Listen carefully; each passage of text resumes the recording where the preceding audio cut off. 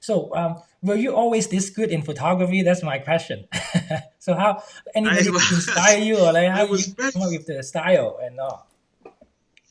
I must say that I was very fortunate to grow up. As I said, my father in particular was a very good photographer. Hmm. Himself, and mostly wildlife, birds a lot, and landscapes. And so by traveling with him, by spending time with him, he always had so many books about photography. So a lot of the concepts of light and composition and all these things kind of were infused into me, kind of naturally, and as I was growing up, and without even me realizing. I remember sometimes we were going out photographing together, and he would kind of advise me, and so all these things stayed on. And then as I moved to Africa, there were some photographers who were based here. There was some very good photographers, Kenya-based, who had done a lot of work in the Masai Mara and the Serengeti.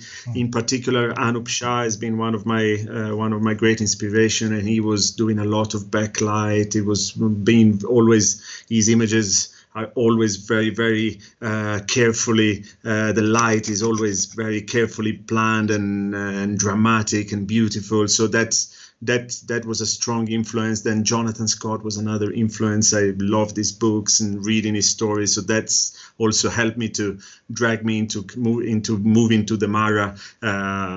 So, and then of course with time, yes, with experience, you learn the mistakes. You see what you've done wrong, and spending a lot of time in the wild helps enormously, because you get more chances. You have time to correct the mistakes, and you have time to see things multiple times. So that enables you to kind of also know what to expect, know what doesn't work, because you have already seen it the previous time that it doesn't work, and so you know how to make it right. So it's the great advantage of focusing on a specific location, on specific animals. If you have noticed, most of my photography, actually 100% of my photography is African wildlife. Hmm. I don't photograph anything else. I've never photographed any other animal. Hmm. So it's a very, very strong commitment, Hmm. but at the same time it enables me to really go deep and have a chance to, as I say, to learn from the mistakes. And so that's a big, and see, of course, and see so many different situations, which then translate into different photographs and different light conditions. And Yeah. that's Yeah. Mhm. Yeah, that's. I that's mean, that's I remember when I first met you last August. I asked you whether you were interested in going to places like Yellowstone and Alaska and everything, and you seems to be very attached to Africa.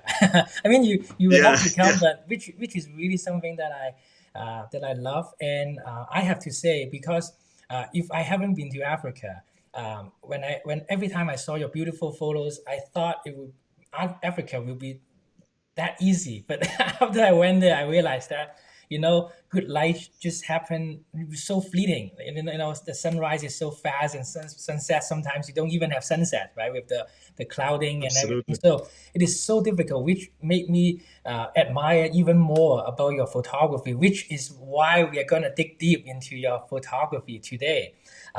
So I'm not well. If we keep talking about how you started, it might take another 3 hours. So let's maybe we can just start by well, actually, let's say hi to the audience. I see that a lot of people are leaving comments and coming from everywhere, from Miami, from Pennsylvania, and everybody. So welcome everybody. So definitely, so Kyle just said that he ordered your book, and cannot wait for your book. So which Lovely. is exactly why